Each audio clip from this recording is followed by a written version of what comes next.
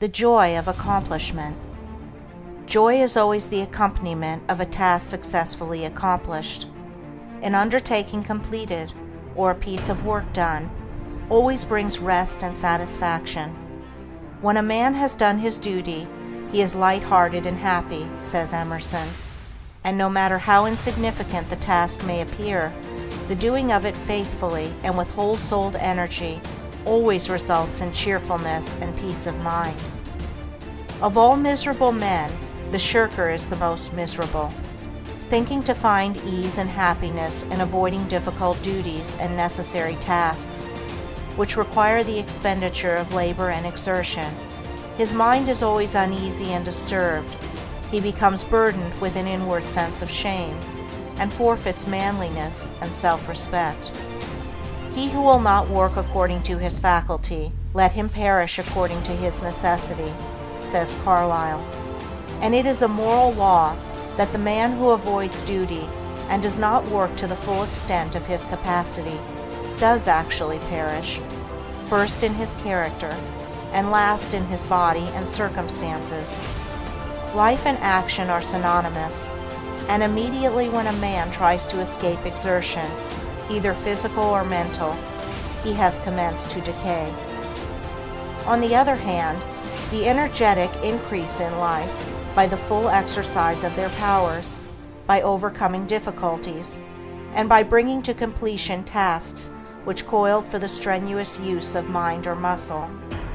How happy is a child when a school lesson, long labored over, is mastered at last. The athlete, who has trained his body through long months or years of discipline and strain, is richly blessed in his increased health and strength, and is met with the rejoicings of his friends when he carries home the prize from the field of contest. After many years of ungrudging toil, the heart of the scholar is gladdened with the advantages and powers which learning bestows. The businessman, grappling incessantly with difficulties and drawbacks, is amply repaid in the happy assurance of well-earned success, and the horticulturist, vigorously contending with the stubborn soil, sits down at last to eat of the fruits of his labor. Every successful accomplishment, even in worldly things, is repaid with its own measure of joy, and in spiritual things, the joy which supervenes upon the perfection of purpose is sure, deep, and abiding. Great is the heartfelt joy, albeit ineffable, when, after innumerable and apparently unsuccessful attempts, some ingrained fault of character is at last cast out to trouble its erstwhile victim and the world no more.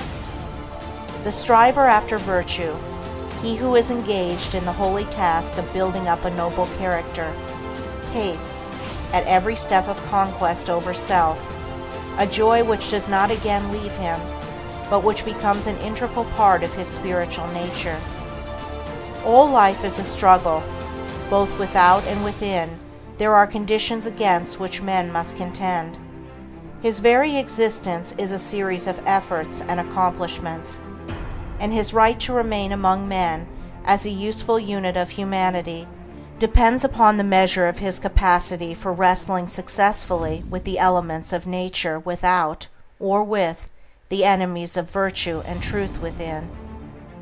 It is demanded of man that he shall continue to strive after better things, after greater perfection, after higher and still higher achievements.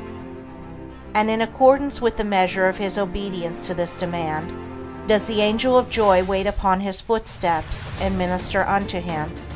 For he who is anxious to learn, eager to know, and who puts forth effort to accomplish, finds the joy which eternally sings at the heart of the universe.